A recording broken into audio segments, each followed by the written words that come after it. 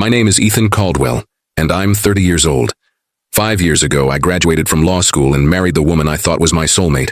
Lara Vance was everything I believed I wanted in a partner. Beautiful, intelligent, and seemingly supportive of my dreams. We had a small wedding in Denver, Colorado, nothing fancy, but it felt perfect at the time. The legal market in 2020 was brutal. Fresh graduates like me were competing for entry-level positions that paid barely $45,000 a year. I took a job at a small firm downtown, handling mostly traffic violations and minor civil disputes. The pay was $32,000 annually. Not exactly the lawyer lifestyle people imagine from TV shows. Lara worked as a marketing coordinator at a local tech startup, making about $38,000 herself. Together, we were scraping by in a one-bedroom apartment that cost us $1,600 a month. We drove a used Honda Civic that I'd bought for $9,000 during my final year of law school. For the first 3 years, she seemed understanding. "We're building something together," she'd say when I worked late nights studying for the bar exam or preparing cases. "This is temporary, Ethan. You're going to be successful." But somewhere around year 4, the comments started. "Why can't you find a better paying job?" she'd ask over dinner. Usually mac and cheese or ramen noodles because that's what we could afford. "The Hendersons just bought a new Toyota Camry," she mentioned one evening, scrolling through Facebook. "Sarah's husband works in sales. No college degree, but he's making $65,000. I tried explaining how building a legal career works. You start small, gain experience, build relationships. Eventually, you either make partner at a firm or open your own practice. It takes time, patience, and dedication." "Time," she repeated, her voice getting colder each month. "How much time, Ethan?" By our 5th anniversary in June 2025, the criticism had become relentless. Every bill, every declined credit card, every can of generic soup became ammunition for her growing resentment. "I'm tired of living like college students," she said one Tuesday evening in July. No argument had preceded this statement. We were just sitting on our secondhand couch, watching Netflix on my laptop because we couldn't afford cable. "I'm doing my best, Lara," I replied, keeping my voice steady. "The Henderson case might bring in a decent settlement. That could help us." "Help us what? Buy name-brand cereal?" She laughed bitterly. "Ethan, I'm 28 years old. I don't want to be poor anymore." The word poor hung in the air like poison. 3 weeks later, on a quiet Thursday morning in early August, she handed me a manila envelope while I was drinking coffee from a chipped mug. "What's this?" I asked, though something in my gut already knew. "Divorce papers," she said matter-of-factly. "I've already signed them. If you enjoy stories of cold-blooded revenge and gripping plot twists, like this video and subscribe to the channel now. There are brand new, unreleased stories here every day, each one more intense than the last." I stared at the legal documents, ironically something I could read and understand perfectly. Irreconcilable differences, division of minimal assets, no alimony requested, thankfully, since we both made similar wages. "I want a better life," she continued, not meeting my eyes. "And you're a dead weight, Ethan. I can't keep waiting for you to become successful." I set down my coffee. My hands weren't shaking, which surprised me. "Is there someone else?" She didn't answer immediately, which was answer enough. "That's not what this is about," she finally said. But of course it was. I spent the next 2 hours reading through every page of those divorce papers. As a lawyer, I understood exactly what I was looking at. As a husband, I felt like I was drowning. The documents had been prepared by Morrison and Associates, a mid-tier family law firm in downtown Denver. Someone had paid their $2,000 retainer fee. It wasn't Lara. She didn't have that kind of money lying around any more than I did. "Who's paying for this?" I asked when she came back from her morning run. "Does it matter?" she replied, toweling sweat from her face. "It matters to me." She sighed. "A friend is helping me out." A friend, right. That evening, while Lara was supposedly at her book club, something she'd started attending 3 months ago, I did what any suspicious spouse would do. I checked our phone records online. Our shared Verizon account showed her call history, and one number appeared frequently, especially in the past 2 months. I ran the number through a reverse lookup. Bradley Morrison, age 34. A quick LinkedIn search revealed he was a senior financial advisor at Merrill Lynch downtown. His profile photo showed a man in an expensive suit standing next to a silver BMW 5 Series. I sat there staring at my laptop screen, pieces falling into place. The sudden interest in book club. The new clothes she'd been buying despite our tight budget. The way she'd started doing her hair differently. When she came home that night, I was still at our small kitchen table with the divorce papers spread out in front of me. "Have you decided?" she asked, setting her purse down. "I have some questions first," I said calmly. "About Bradley Morrison." Her face went pale. For the first time in months, she looked genuinely surprised. "How do you—" she started, then stopped herself. "Phone records, Lara. You've been calling him 60 times in the past month. His firm is less than 10 blocks from your office." She crossed her arms defensively. "We're friends. Friends don't pay for each other's divorce attorneys. Bradley understands what I'm going through," she said, her voice gaining strength as she found her footing in the lie. "He went through a difficult divorce himself 2 years ago. He's just being supportive." Supportive. I repeated the word slowly. "Is that what we're calling it?" "Nothing physical has happened," she said quickly. Another lie. I could see it in her eyes, hear it in the way her voice pitched slightly higher. "But you want it to," I said. It wasn't a question. She didn't deny it. I stood up from the table and walked to our bedroom. From my dresser drawer, I pulled out a small piece of paper, a lottery ticket, the same numbers I'd played every week for the past 3 years. 07, 14, 21, 03, 42. Powerball 18. Lara's birthday in July. My birthday in February. The day we got married on June 21st. The day I graduated law school on May 3rd. The day I passed the bar exam on the 42nd day after taking it. And the number of our first apartment. "You know what's funny?" I called out to her from the bedroom. "What?" she replied, still standing in the kitchen. "I've been playing these numbers since we got married. Every single week. $52 a year. Money you always said we couldn't afford to waste." I walked back to the kitchen holding the ticket. I told myself it was an investment in our future. Our future, Lara. That someday maybe we'd get lucky and could finally afford the life you wanted. She looked at the ticket, then back at my face. "Ethan, But you don't want to wait for someday, do you? You want that life right now with someone who already has it." I picked up a pen from the table, one of those cheap Bic ballpoints we bought in bulk from Walmart. "You're right about one thing," I said, clicking the pen. "I am a dead weight. At least I am to you." I signed my name on the divorce papers. Each signature felt like closing a door I'd never be able to open again. The kitchen was completely silent except for the scratching of ink on paper and the hum of our ancient refrigerator. When I finished, I set the pen down and looked at her. "There. You're free to pursue your better life." Tears were running down her cheeks now, but I couldn't tell if they were genuine or just part of the performance. "Ethan, please." "Please what? Please fight for a marriage you've already abandoned? Please compete with a man who makes more in a month than I make in 6? I folded the signed papers and handed them to her. "Take these to your friend Bradley. I'm sure he'll know what to do with them." That night, she packed 2 suitcases and left for her sister's apartment in Aurora. The Honda Civic stayed in our parking space. Technically, it was in my name since I'd bought it before we married. I sat alone in our suddenly too quiet apartment, holding that lottery ticket and thinking about the future I'd planned that would never exist. The next morning was Friday, August 12th, 2025. I remember the date exactly because it changed everything. I woke up in an empty apartment that suddenly felt enormous. The silence was deafening. No morning routine chatter. No competing for the bathroom mirror. No arguing about who forgot to buy coffee filters. I made instant coffee. We were out of the good stuff. And sat at the kitchen table where divorce papers had been spread just 12 hours earlier. The lottery ticket was still there, crumpled slightly from where I'd gripped it too tightly. My phone buzzed. A text from my boss at the firm. Henderson's settlement fell through. Plaintiff changed their mind. See you Monday. Perfect. Even my biggest case of the year was abandoning me. I picked up the lottery ticket and smoothed out the wrinkles. 07, 14, 21, 03, 42. Powerball 18. The numbers that represented everything Lara and I had built together.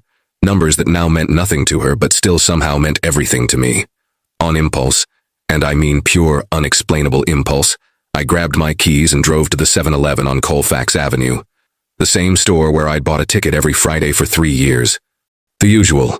asked Miguel, the clerk who knew me by now. "Yeah," I said, sliding $5 across the counter. "Quick pick for tomorrow's drawing." But then I stopped. Actually, no. Manual entry. I filled out the slip carefully. 07, 14, 21, 03, 42. Powerball 18. The cashier handed me the fresh ticket, and I folded it into my wallet next to my empty credit cards and $23 in cash. Saturday evening came faster than I expected. I spent the day cleaning the apartment, boxing up Lara's remaining belongings, things she'd left behind in her hurry to start her new life.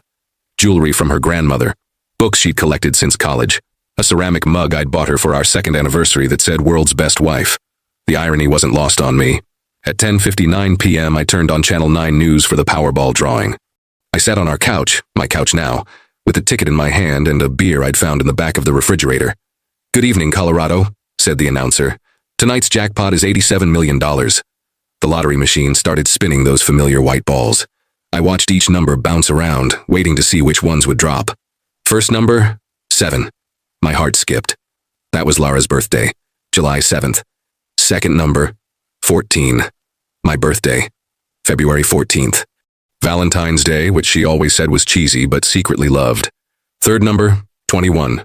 Our wedding day, June 21st, 2020. A small ceremony in Washington Park with 35 guests and a reception at my parents' house. Fourth number, 3. My law school graduation, May 3rd, 2020. Fifth number, 42. The day I passed the Colorado bar exam, which was 42 days after I took it. My hand started shaking. The beer slipped from my fingers and hit the carpet, but I didn't care about the spill. And your Powerball number, 18. Our apartment number, 18C at Riverside Commons. I stared at the television screen, then at my ticket, then back at the screen. The numbers matched perfectly, every single one. I had just won $87 million. I sat there in complete silence for what felt like hours, but was probably only minutes. The news had moved on to weather reports and traffic updates while I held a piece of paper worth more money than I could properly comprehend. $87 million. Before taxes, that was enough to buy Bradley Morrison's BMW every month for the next 100 years. It was enough to pay off my law school loans, buy a house, start my own firm, and still have enough left over to live comfortably for the rest of my life. One day. I had won this money one day after Lara left me for being too poor. I started laughing. Not happy laughter. The kind of laughter that happens when the universe plays such a perfectly cruel joke that you can't process it any other way. My phone was buzzing on the kitchen counter. A text message. It was from Lara.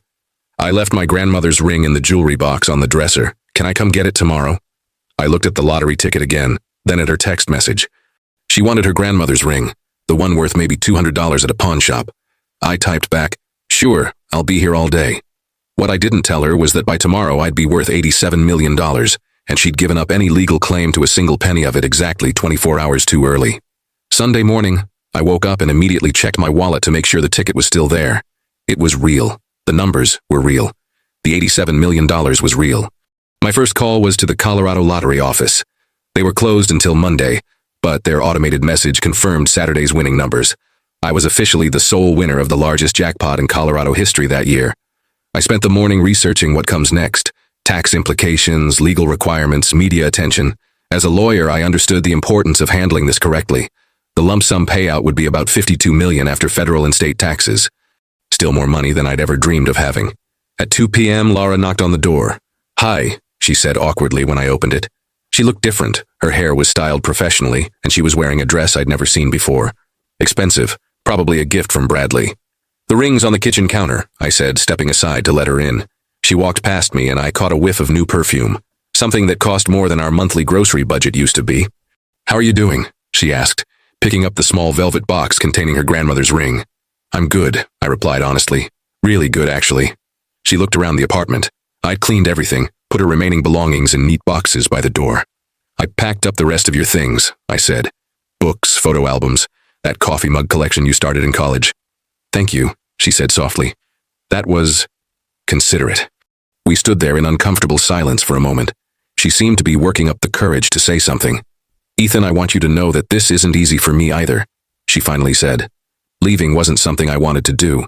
It was something I felt I had to do." "I understand," I said calmly. "Do you? Because I worry that you think I'm just some gold digger who—" "Lara," I interrupted gently. "You don't owe me any explanations. We want different things. It's better this way." She looked surprised by my composure. I think she'd expected anger, begging, maybe some dramatic confrontation. "Are you going to be okay?" she asked. "Financially, I mean?" The irony was so perfect I almost started laughing again. "I'll be fine," I said. "Actually, I'll be better than fine." "Good," she said, though she looked puzzled by my confidence. "I worry about you being able to afford this place on your own." "The lease is up in 2 months anyway," I told her. "I'm thinking of moving somewhere bigger." This was true. I was already mentally shopping for houses in Cherry Hills Village, the kind of neighborhood where Bradley Morrison probably lived. My phone buzzed. A text from my law school buddy Jake. "Dude, did you see the news? Someone in Denver won the Powerball jackpot last night. $87 million. Can you imagine?" I glanced at the message, then at Lara, who was still standing in my kitchen holding her grandmother's ring. "I should go," she said. "Bradley is taking me to lunch at the Brown Palace." The Brown Palace Hotel. Sunday brunch there cost about what we used to spend on groceries for a week. "That sounds nice," I said. Tell him I said congratulations on his new relationship. She looked startled. Ethan, It's okay, Lara, really. She headed toward the door, carrying the small box and looking more confused than ever by my attitude. Oh, one more thing, I said as she reached for the door handle. She turned back. You might want to check the lottery numbers from last night, just out of curiosity. Why? She asked. Those numbers I played every week? The ones you said were a waste of money? I played them one more time yesterday. She stared at me. I could see her mind working, trying to process what I was implying. Ethan, you didn't. I did. The color drained from her face. How much? $87 million. The jewelry box slipped from her hands and hit the floor. The ring scattered across the hardwood, but neither of us moved to pick it up. You're lying, she whispered. I pulled out my phone and showed her Jake's text message, then opened the Colorado Lottery website with Saturday's winning numbers displayed. She looked at the screen, then at me, then back at the screen. When? She asked, her voice barely audible. Friday night.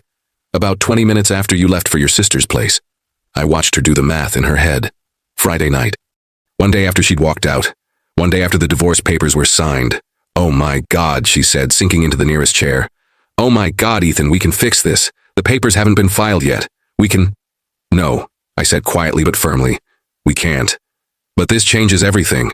This changes nothing, Lara. You made your choice based on who you thought I was and what you thought I could provide.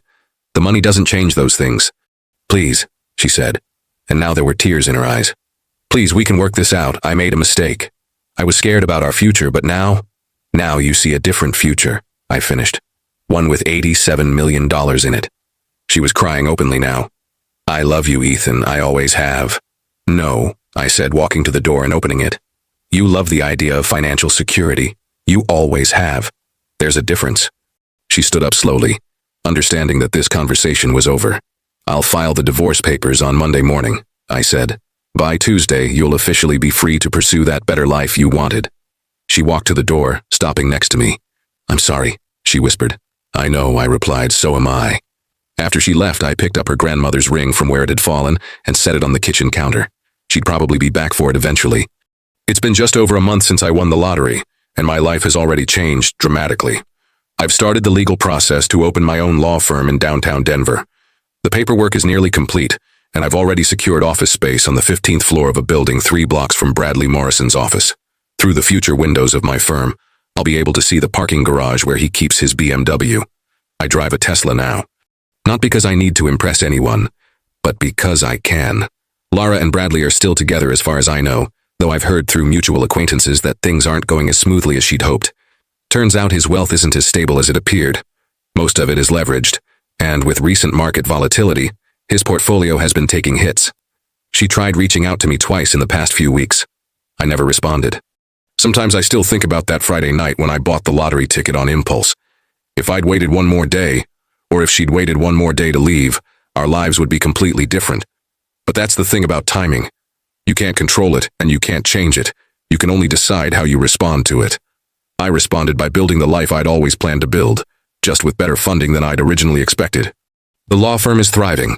I bought a house in Highlands Ranch, and last month I started a scholarship fund for first-generation law students at my alma mater. Lara got exactly what she asked for, freedom from a marriage she saw as financially limiting. She just didn't get the upgrade she'd planned on. As for me, I learned that sometimes the best revenge isn't something you plan or execute. Sometimes it's just living well while the people who underestimated you watch from the sidelines, realizing what they gave up. The universe has a sense of humor, and occasionally, it has a sense of justice too. If you enjoyed this story, hit that like button and leave a comment telling me what you thought. And if you're not already subscribed to the channel, please subscribe and hit the notification bell to get alerts for new stories like this one. Thanks for watching, and I'll see you in the next one.